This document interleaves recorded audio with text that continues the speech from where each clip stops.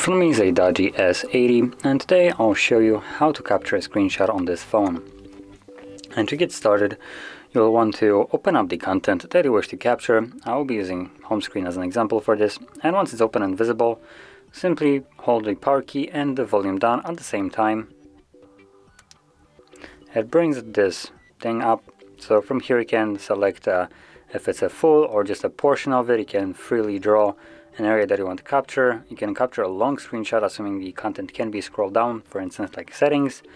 You can crop it, and to save it as it is with a normal full-size screenshot, click on OK. And there we go. And once you have captured your screenshot, you can find that screenshot in your gallery applications. So let me find out photos. There we go. And there is the screenshot. So that is how you would capture it, and if you found this very helpful, don't forget to hit like, subscribe, and thanks for watching.